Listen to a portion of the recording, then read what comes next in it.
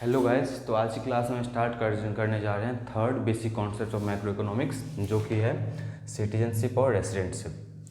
तो हम इन दोनों को वन बाय वन समझेंगे उसकी डेफिनेशन के थ्रू, और फिर उसके डिफरेंस को देखेंगे कि बेसिकली सिटीजनशिप और रेसिडेंटशिप में डिफरेंस क्या है। तो फर्स्ट जो है सिटीजनशिप है, तो इसकी हम डेफिनेशन देखते हैं पहले। It is the legal concept, इसको आप ध्यान देना, ये एक लीगल कॉन्सेप्ट है। It is a legal concept based on the place of birth or some other legal provisions document allowing a person to become a citizen of a country। Legal concept मतलब उस country के law से approved है। तो है क्या कि आप किसी भी कंट्री का अगर आपको सिटीजनशिप चाहिए तो उसके लिए दो कंडीशन है। अगर उन दो कंडीशन से आप किसी एक कंडीशन को भी फुलफिल करते हैं तो आप उस कंट्री के सिटीजनशिप बन सकते हैं। पहला है प्लेस ऑफ बर्थ।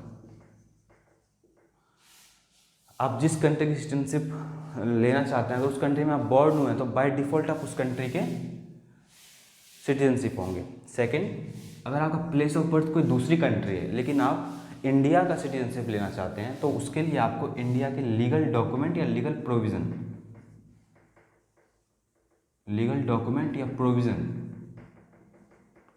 प्रोविज़न के थ्रू इंडिया के लीगल डॉक्यूमेंट के लिए अप्लाई करना पड़ेगा आपको। अगर वो इंडिया के लॉ से, क्योंकि लीगल कॉन्सेप्ट है तो इंडिया के लॉ से यानी जुडिशरी से अप्रूव हो जाता है तो आप उस कंट्री के सिटीजनशिप हो जाते हैं। तो मान लेते हैं कि कोई इंडियन है और वो इंडियन जो है किसी अमेरिका का सिटीजनशिप लेना चाहता है, या बहुत ऐसा होता है भी सिटीजनशिप लेते हैं। तो अगर उसे अमेरिका का सिटीजनशिप लेना है तो उसका या तो प्लेस ऑफ बर्थ वहाँ का होना चाहिए। अगर वहाँ बॉर्न हुआ तो बाय डिफ़ॉल्ट वहाँ का सिटीजनशिप है। लेकिन अगर वहाँ बॉर्न वो कोई इंडियन है, इंडिया में बर्थ प्लेस उसका इंडिया ही है और वो अमेरिका का सिटीजनशिप लेना चाहता है तो वहाँ के लीगल डॉक्यूमेंट या लीगल प्रोविज़न के थ्रू उसके लिए अप्लाई करेगा वो। अगर वहाँ की लॉ उस चीज़ को अप्रूव कर देती है उसके डॉक्यूमेंट को तो वो वहाँ का सिटीजनशिप हो जाता है।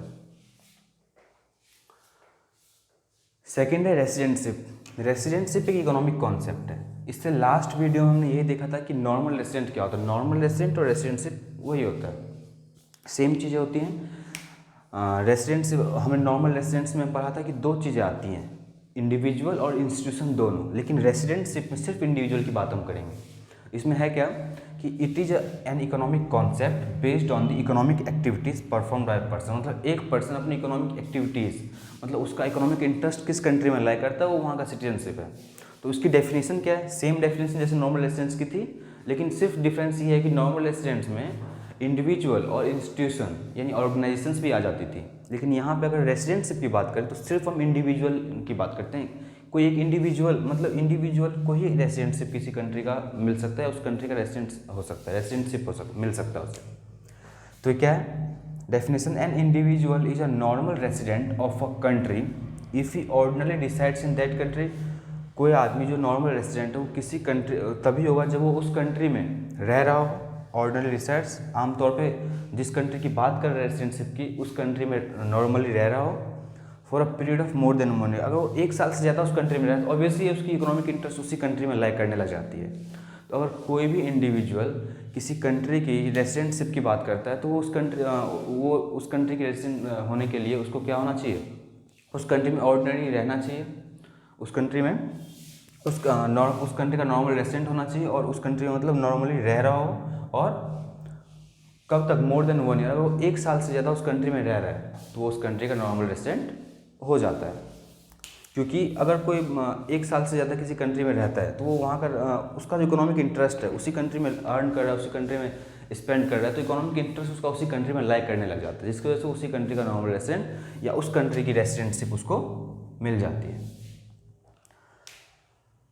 तो अब हम थर्ड पॉइंट देखते हैं जो यहाँ पे लिखा हुआ है कि a person can be a citizen of one country at the same time resident of another country. कोई आदमी किसी एक कंट्री का सिटीजन और किसी दूसरे कंट्री का रेसिडेंट हो सकता है। वो कैसे, मान लीजिए कोई इंडियन है, वो इंडिया, उसका बर्थ प्लेस इंडिया में है, वो इंडिया में रहे तो इंडिया का सिटीजनशिप मिल गया उसको। अगर वो कोई इंडियन है, वो इंडियन का जो बर्थ प्लेस है, कोई पर्सन है जिसका बर्थ प्लेस इंडिया है, तो बाय डिफ़ॉल्ट वो इंडिया का सिटीजनशिप हो गया। या फिर उसको इंडिया लीगल डॉक्यूमेंट भी उसका जो है इंडिया का ही है, प्लेस ऑफ बर्थ भी इंडिया का है और लीगल डॉक्यूमेंट भी इंडिया का ही है, तो वो इंडिया का सिटीजनशिप है, इंडिया का सिटीजन है वो, और रह रहा है वो किसी दूसरी कंट्री में, मान लेते हैं कि अमेरिका में, और अमेरिका में मोर देन 1 ईयर, कई सालों से वो अमेरिका में ही रह रहा है, तो उसका इकोनॉमिक इंटरेस्ट वहीं लाई करने लग जाता है, तो वो आदमी उस कंट्री का नॉर्मल रेसिडेंट या उस कंट्री की रेसिडेंटशिप उसको मिल जाती है। तो ये लाइन समझ में आया आपको कि कोई एक आदमी किसी एक कंट्री की सिटीजनशिप और उसी टाइम एक ही टाइम पे वो किसी दूसरे कंट्री का नॉर्मल रेसिडेंट या रेसिडेंटशिप या उस कंट्री हो सकता है, किसी दूसरे कंट्री का रेसिडेंट हो सकता है। तो ये पॉइंट आपको समझ में आया। तो अब एक वर्ड आता है इसमें NRI, इससे और ज़्यादा क्लियर होगी ये रेसिडेंटशिप वाली पॉइंट।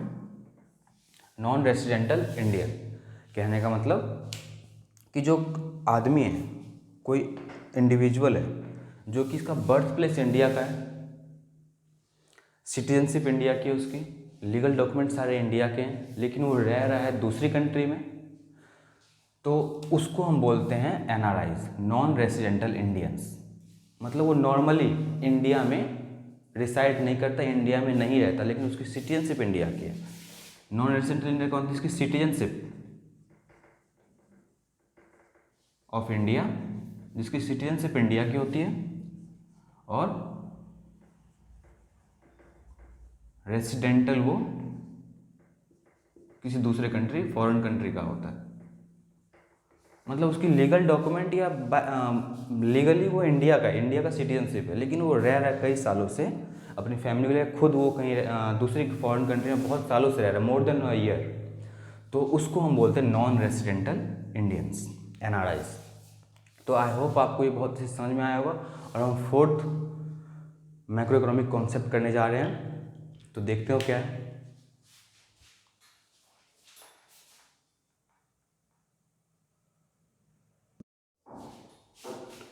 तो हमारा नेक्स्ट जो basic concept of macro economics है वो है factor income and transfer income. तो इसे हम 1 बाय 1 पढ़ते हैं, उसे डिस्कस करते हैं डिटेल में। फैक्टर इनकम क्या है? It refers to the income received by the factors of production for rendering their factor services in the production process.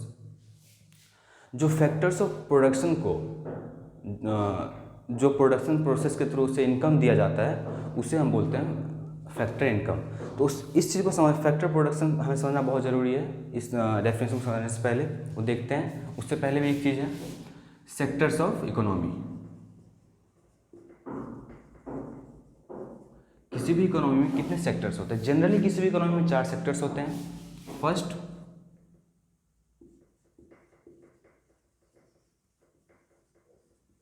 House hold sector. Second होता है प्रोडक्शन सेक्टर। थर्ड होता है government sector. और जो fourth होता है वो होता है रेस्ट ऑफ द वर्ल्ड। जो इनके अलावा, इन तीनों के अलावा जो कहीं आते हैं वो रेस्ट ऑफ द वर्ल्ड में होता है। तो हम इस बेसिकली जो ये फैक्टर इनकम हम इन 2 सेक्टर के बीच समझेंगे। फैक्टर इनकम मतलब फैक्टर इनकम इन 2 सेक्टर के बीच ही होता है फ्लो। वो देखते हैं क्या है वो।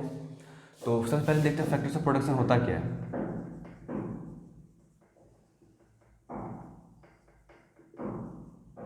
फैक्टर्स ऑफ प्रोडक्शन वो फैक्टर्स होते हैं जो किसी भी फर्म को या इंडस्ट्रियल सेक्टर को या प्रोडक्शन सेक्टर को, second sector of the economy को चाहिए होती है as a basic requirement for the production of their goods and services. तो बेसिक रिक्वायरमेंट क्या हो सकती है किसी कंपनी के लिए, किसी फर्म के लिए? सबसे पहले लैंड, जहाँ अपना बिजनेस सेटअप करेंगे, प्रोडक्शन यूनिट सेटअप करेंगे। दूसरा लेबर, जो उसमें काम करेंगे। थर्ड कैपिटल, जहाँ से वो बिजनेस के लिए फंड रेज करेगा। और फोर्थ होता है हमारा एंटरप्राइज या एंटरप्रेन्योर, जो उस बिजनेस को मैनेज करेगा या ऑपरेट करेगा। तो ये चारों जो फैक्टर्स हैं ये प्रोवाइड करती है हाउस होल्ड सेक्टर। किसको? प्रोडक्शन सेक्टर को। तो हाउस होल्ड सेक्टर जो है प्रोडक्शन सेक्टर को ये चारों फैक्टर्स प्रोवाइड करती हैं। बदले में जो प्रोडक्शन सेक्टर है वो हाउस होल्ड सेक्टर को प्रोवाइड करती हैं इन सभी फैक्टर सर्विसेज के बदले factor payment. Production sector house hold sector के लैंड के ऊपर उसको रेंट देती है।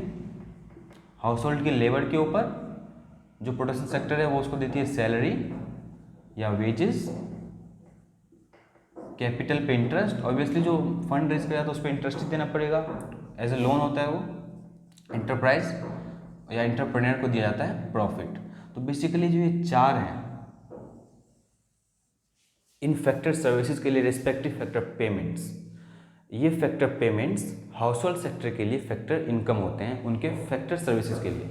जो हाउस होल्ड सेक्टर ने फैक्टर सर्विसेज दिया as a factor of production sector को, बदले में जो उन्हें मिलता है उन सभी फैक्टर्स के लिए, उसको हम बोलते हैं फैक्टर इनकम। तो आपको ये समझ में आया फैक्टर इनकम होता क्या है। अब सेकंड पॉइंट जो है लिखा है it includes in the calculation of national income, मतलब कि जब हम नेशनल इनकम कैलकुलेट करते हैं किसी नेशन किसी कंट्री का, तो उसमें ये फैक्टर इनकम इंक्लूड किए जाते हैं। अब नेशनल इनकम में कैसे इंक्लूड किए जाते हैं या इससे रिलेटेड कोई भी डाउट है वो हम जब next chapter calculation of national income करेंगे तब वहाँ अच्छे समझ में आए कि फैक्टर इनकम कैसे इंक्लूड किया जाता है। अभी बस ये समझना जरूरी है कि जो नेशनल इनकम कैलकुलेट करेंगे तो उसमें फैक्टर इनकम को इंक्लूड किया जाता है, किसी भी कंट्री के नेशनल इनकम को। सेकेंड है ट्रांसफर इनकम। अब ट्रांसफर इनकम क्या होता है? It refers to the income received without rendering any service in the return. ये वो इनकम होती है जिनके बदले आपको कोई सर्विस नहीं देनी पड़ती। जरूरी नहीं अगर आपको कोई इनकम रिसीव कर रहे हो आप, तो जरूरी नहीं कि आप उस इनकम के बदले कोई सर्विस दे रहे हो, ऐसा इसमें नहीं होता। जैसे पहले एग्जांपल देख रहे थे पॉइंट से पहले, ओल्ड एज पेंशन। अब किसी कंट्री में वहाँ के सीनियर सिटीजन्स को अगर ओल्ड एज पेंशन दिया जा रहा है तो बदले में उनसे कोई सर्विस थोड़ी हम अपील करते हैं या उससे कोई सर्विस हम थोड़ी लेते हैं, उसको हम देते हैं old age pension as a gift. तो हम उससे कोई सर्विस उससे नहीं ले सकते या कोई सर्विस वो हमें दे, इसके लिए वो ऑब्लिग नहीं होते, वो उनकी ऑब्लिगेशन नहीं होती। Second, unemployment allowances. अब ये क्या होता है? ये टर्म्स आना अच्छी बहुत ज़रूरी बात है, बहुत ज़रूरी है। किसी कंट्री में अगर अनएम्प्लॉयड लोग हैं जिनको एम्प्लॉयमेंट नहीं मिल पा रही या गवर्नमेंट उनके लिए एम्प्लॉयमेंट क्रिएट नहीं कर पाती है, तो गवर्नमेंट उनको अनएम्प्लॉयमेंट अलाउंसेस कुछ अमाउंट मंथली बेसिस पे या बोल सकते हैं रेगुलर बेसिस पे उनको देती हैं एज देयर लाइवलीहुड, जिससे उनका गुजारा चल सके। बस इतना ही देती है कि जिससे उनका गुजारा लाइवलीहुड चल सके। सेकंड, पॉकेट मनी अगर हम देते हैं तो ये होता है हमारा पॉकेट मनी भी जो होता है, मतलब कोई भी गिफ्ट जिसके बदले आप कोई सर्विस दें, ये ज़रूरी नहीं है, तो उसको हम ट्रांसफर इनकम बोलते हैं। और एक ट्रांसफर इनकम बोल सकते हैं कि अगर कोई कंट्री, अब ये जो है अब पॉइंट देखते हैं, it is the unilateral concept. ये यूनिलैटरल कॉन्सेप्ट मतलब वन साइडेड कॉन्सेप्ट होता है, किसी एक ने रिसीव किया उसके बाद वो दूसरे पार्टी को कोई सर्विस नहीं देगा उसके बदले में।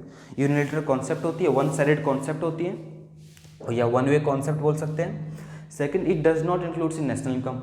जैसे फैक्टर इनकम को हम नेशनल इनकम में इंक्लूड करते हैं, इसको इंक्लूड नहीं करते हैं। जैसे ओल्ड एज पेंशन है, इसको हम क्यों इंक्लूड करेंगे नेशनल इनकम में, या अनएम्प्लॉयमेंट अलाउंसेस को हम क्यों इंक्लूड करेंगे।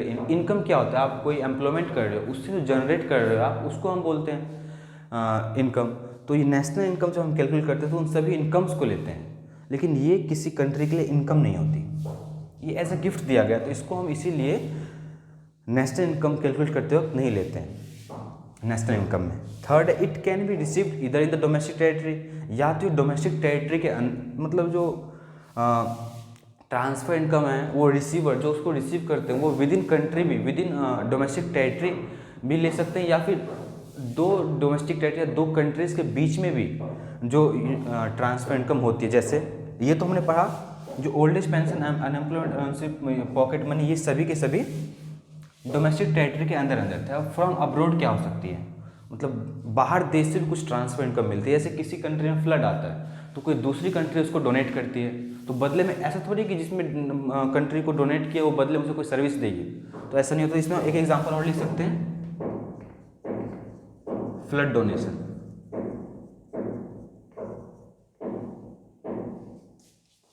फ्लड डोनेशन नहीं, flood relief donation by any other country.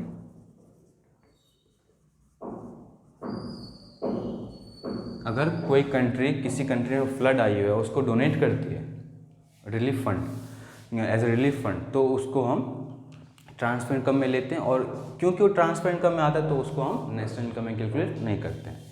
तो आई होप आपको ये बहुत ही समझ में आया होगा फैक्टर इनकम, ट्रांसफर इनकम। अब इसमें डिफरेंस अलग से बताने की ज़रूरत नहीं है, साफ दिख रहा है कि ये फैक्टर सर्विसेज के लिए हाउस होल्ड सेक्टर को फैक्टर पेमेंट किया जाता है, और ये वो चीज़ होती है जो आप देते तो हो जो उसको लेते हैं, जो रिसीव करते हैं, बदले में उसकी कोई सर्विस प्रोवाइड करे, ये ज़रूरी नहीं है, या उनकी वो ड्यूटी या ऑब्लिगेशन नहीं होती कि वो बदले में जो उन्हें मिला है, ये सब गिफ्ट होता है। तो गिफ्ट के बदले कोई सर्विस देना कोई बात नहीं होती। तो इन सब चीज़ों को हम मतलब जो एज अ गिफ्ट जो उन्हें दिया जाता है, तो इसीलिए इन्हें हम ट्रांसफर इनकम में आता है, और इसे हम नेशनल इनकम में इंक्लूड नहीं करते। इनकम का मतलब ही होता है, ये इनकम थोड़ी है, ये गिफ्ट है। इनकम वो होते हैं जब आप कोई एम्प्लॉयमेंट करते हो, उससे जनरेट करते हो, उससे अर्न करते हो, ये अर्न किया हुआ नहीं है। तो इसीलिए हम इसे किसी भी कंट्री के नेशनल इनकम में या नेशनल एक्सपेंडिचर में इंक्लूड नहीं करेंगे। तो यही हमारा था। अब हम नेक्स्ट टॉपिक स्टार्ट करेंगे। Fifth basic concept macro economics. 4 basic concept macro economics हो चुके हैं, तो नेक्स्ट हम अगली क्लास में स्टार्ट करेंगे।